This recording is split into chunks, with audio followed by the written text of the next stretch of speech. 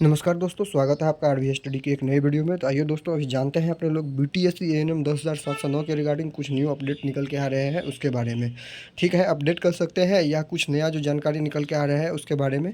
तो वीडियो शुरू करने से पहले जितने भी मेरे न्यू व्यूअर हैं और जितने भी एएनएम के ब्रदर एंड सिस्टर हैं, प्लीज़ चैनल को जरूर सब्सक्राइब कर लीजिएगा, क्योंकि इसके रिगार्डिंग अगर कोई भी नया अपडेट निकल के आता है तो मैं आपको वीडियो के माध्यम से अपडेट कर देता हूँ। तो चलिए दोस्तों, समय न गंवाते हुए आज अपना वीडियो शुरू करते हैं। कि जैसे आपको पता है कि मैं मेरे जो थंबनेल पे लिखा रहता है उसके बारे में मैं आपको बताता हूँ, यूँ ही मैं नहीं कुछ लिख देता हूँ। और मैंने अपने प्रीवियस वीडियो में मैंने आपको बहुत सारी जानकारियाँ दी थी कि अभी जो है वैकेंसी जो नया आने वाला है उसके रिगार्डिंग मैंने आपको बताया था कि उसमें किस किस टाइप की वैकेंसी जो है वो आने वाली है। और मैंने ये भी बताया था आप लोगों को कि सुप्रीम कोर्ट में जो एसएलपी फाइल की गई थी उसके रिगार्डिंग जो है हेयरिंग का टेंटेटिव डेट जो है मिल चुका है। ये भी मैंने आप लोगों को सुप्रीम कोर्ट के ऑफिशियल वेबसाइट पे जाके दिखाया था। और मैंने ये भी बताया था कि आगे की प्रक्रिया क्या होगी। ये सारा चीज़ मैं पीछे प्रीवियस के वीडियो में अब आपसे डिस्कस कर चुका हूँ। तो अभी आप देखिए, काउंसलिंग का दावा यहाँ पे किया जा रहा है, ठीक है। तो ये मैं आपको बताने आया हूँ। यहाँ पे बहुत सारे ऐसे जो ऑर्गेनाइजेशन ही कह सकते हैं या ग्रुप कह सकते हैं जिसके द्वारा काउंसलिंग का दावा किया जा रहा है। तो मैं आपको बता दूं, मेरे प्यारे जितने भाई बहन हैं एएनएम के, चाहे वो संविदा वाले हों चाहे वो संविदा वाले नहीं हो, ठीक है।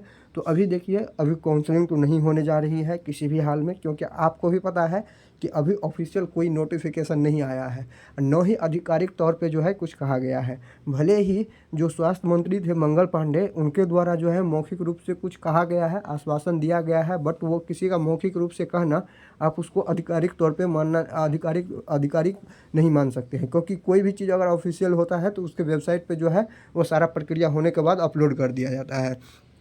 तो देखिए, इस बात को लेके जो है बहुत सारी अफवाहें बनाई जा रही हैं कि जो मंगल पांडे जी ने कहा था, और चुनाव के समय जो उसको जितने भी एएनएम के सिस्टर्स हैं वो उनको घेराव किए थे और उनसे सवाल किया गया था कि आप जो है इस वैकेंसी को लेके क्या सोच रहे हैं और काउंसलिंग क्यों नहीं करवा रहे हैं इसके रिगार्डिंग। तो ये देखिए, उसका पर्सनल कुछ ओपिनियन होगा, वो उसका पर्सनल बयान होगा, लेकिन अभी आयोग की तरफ से कोई कुछ इस तरह का नहीं है, ठीक है। और इसी के रिगार्डिंग एक नया अपडेट है आप लोगों के लिए ये दोस्तों, कि बीटीएससी ऑफिस का घेराव। देखिए, अभी ये जानना चाह रहे हैं, देखिए आप देखिए यहाँ पे दो पक्ष है, तो दो पक्ष है तो आप दोनों का अगर बात जब तक नहीं समझिएगा तब तक आप सच्चाई को नहीं जान पाइएगा, ठीक है। अगर मैं सिर्फ एक ही के बारे में आपको बताते चलूँ और दूसरे को छोड़ दूँ, जैसे मैं अगर सिर्फ 2018 के नियमावली के बारे में ही बोलता रहूँ, उसी के बारे में सबको बताता रहूँ, उसी का तारीफ करूँ, तो देखिए उसमें होगा क्या कि जो 2018 के नियमावली के आधार पे जो चाह रहे हैं उसको लगेगा कि हाँ ठीक है कि सर मेरे बारे में बोल रहे हैं, मेरा सपोर्ट कर रहे हैं। बट आप ये सोचिए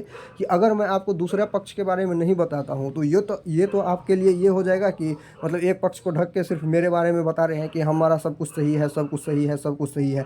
ऐसे तो नहीं होता है दोस्तों। अगर आप दोनों पक्ष को जानिएगा उसके बाद ही आपको पता चलेगा कि क्या हो रहा है, सही क्या हो रहा है और गलत क्या हो रहा है। तो इसीलिए मैं दोनों पक्षों के जो खबर रहती है वो आपके लिए लेके आता हूँ, ठीक है, जिससे आप लोगों के पास सही जानकारी रहे और आप लोग ये समझ सके कि सही क्या है और गलत क्या है। तो ये देखिए, बीटीएससी ऑफिस का घेराव का जो जहाँ तक बात है, तो ये 2018 के नियमावली के आधार पे जो नियुक्ति चाह रहे हैं, जो संविदा के आधार पे जो एएनएम सिस्टर हैं उनके द्वारा ये कहा जा रहा है, उन लोगों के द्वारा कहा जा रहा है कि जो है अब चुनाव की प्रक्रिया खत्म हो गई है, तो अब जो है बीटीएससी ऑफिस को जो है घेराव किया जाए। और आपको ये भी पता है कि एमजेसी केस जो है हाई कोर्ट में फाइल किया गया है, वो भी संविदा कर्मियों के द्वारा ही किया गया है। तो एमजेसी केस इसलिए फाइल किया गया है कि वहाँ से सरकार का ध्यान आकर्षित किया जाए और फिर से हाई कोर्ट सरकार को ये बोले कि मैंने जो ऑर्डर दिया था उस पर आप अभी तक कार्रवाई क्यों नहीं की है, ठीक है दोस्तों।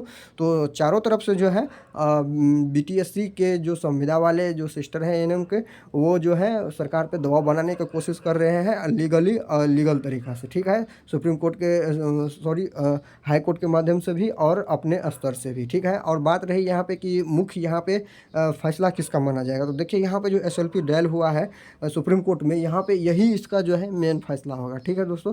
क्योंकि अगर केस का आपको पता है कि टेंटेटिव डेट आ गया है, ठीक है। अगर ये केस पे फर्स्ट हेयरिंग या सेकेंड हेयरिंग में ही अगर स्टे लग जाता है और उससे पहले अगर मान लीजिए कि कोई प्रक्रिया इधर नहीं हुई, अगर काउंसलिंग भी नहीं हुई, तो अगर वो स्टे लगा देते हैं तब तो कुछ होने वाला ही नहीं है। अगर काउंसलिंग हो भी गई है फिर अगर स्टे लगा देंगे वो अगर सुप्रीम कोर्ट में, तो भी यहाँ पे जो है वैकेंसी आगे नहीं बढ़ने वाली है।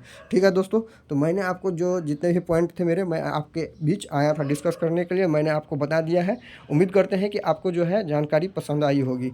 अगर आपको वीडियो अच्छा लगा तो प्लीज़ वीडियो को लाइक कीजिएगा और चैनल को ज़रूर आप सब्सक्राइब करके रखिएगा। इसी प्रकार से BTSC एएनएम के रिगार्डिंग कोई भी अपडेट जानने के लिए और हेल्थ विभाग से कोई भी अगर नया अपडेट आता है तो उसके रिगार्डिंग मैं आपको वीडियो के माध्यम से अपडेट कर देता हूँ। तो अभी के लिए बस इतना ही दोस्तों, मिलते हैं नए वीडियो में फिर नई जानकारी के साथ। तब तक के लिए थैंक यू।